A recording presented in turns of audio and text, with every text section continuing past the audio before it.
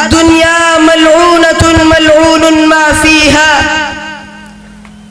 إلا ذكر الله وما والاه وعالما أو متعلما. أيها الحاضرون العظام، إني أريد أن أتكلم أمامكم حول المدارس الإسلامية وأهميتها. أيها المستمعون الكرام، إن المدارس الإسلامية لها أهمية باهرة ولها فعال حميدة في ترويج العلوم الإسلامية والتعاليم الشرعية النقية البيضاء، ولها جهود مكدسة في إزالة الأوهام والخرافات،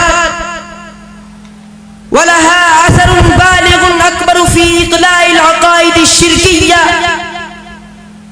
ولها نفوذ عميق في كشف الستار عن الأباطيل والتقاليد،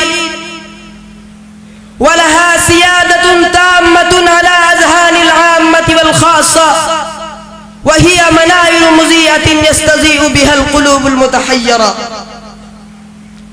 أيها الإخوة الأعزاء، هذه هي المدارس الإسلامية التي تسوغ الأذهان والأفكار السليمة، التي تروج الإنسانية والأخوة والمودة والرحمة، التي تنبع بها ينابيع النور والهدى، التي تتغذى بها القلوب والنفوس.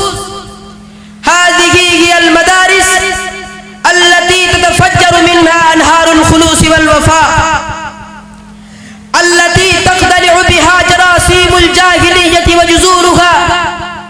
هذه هي المدارس الإسلامية التي تتلألأ فيها روائع الإيمان واليقين. يا أشبال المسلمين، بعد هذه الحقيقة الناسعة البيضاء، كيف تكون هذه المراكز وأوكار الإرهاب؟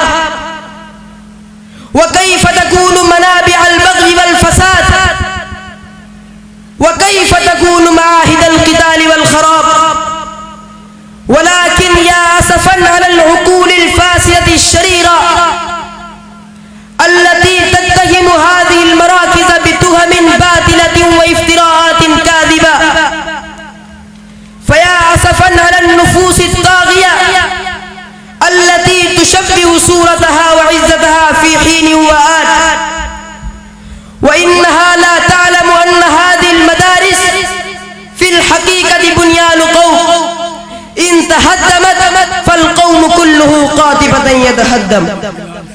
وفي الأخير ندعو الله تعالى أن يحفظها عن شرور الحاسدين وفتنتهم، ويطيل بقاءها ويبقي منها إلى